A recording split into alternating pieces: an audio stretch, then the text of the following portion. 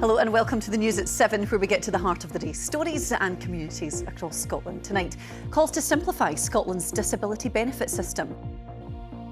We will look at what's being proposed and how much it will cost.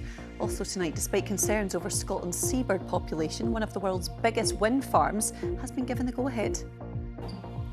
We will, of course, have all the sport with Sheila. What have you got for us tonight, Sheila? And as this year's Fringe gets underway, I'll be speaking to one comedian making their debut at the Edinburgh Festival. Hello, I'm Amy Irons and thanks for joining us for tonight's news at 7. That sense of being valued is difficult.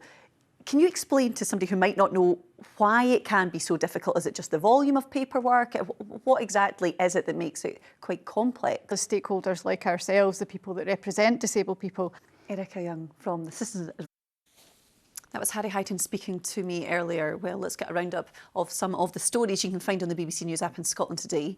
Police say there is no criminality after human remains were found at a building site in Paisley. The discovery was made on Orchard Street on Tuesday afternoon.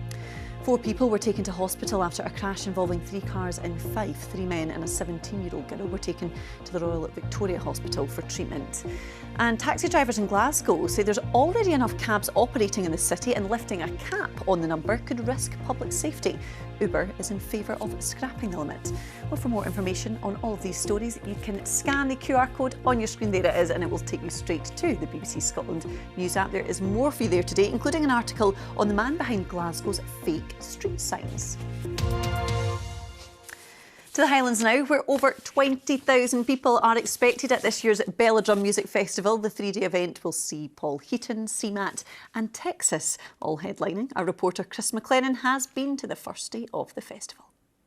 Talking about that already, Sheila. I know. What is going on? At least there's plenty of football, even through the summer. It's keeping us on our toes. It certainly does. Thank you, as always. Now, from tomorrow, Edinburgh hosts the world's largest arts festival, the Fringe. More than 550 shows will be performed across the city. And for Canadian comedian Conor Malbouf, it's not only his first time here as a performer, it's also just his first visit to Scotland. I caught up with Conor ahead of preview night for his run of shows and asked him what he's making of it all so far.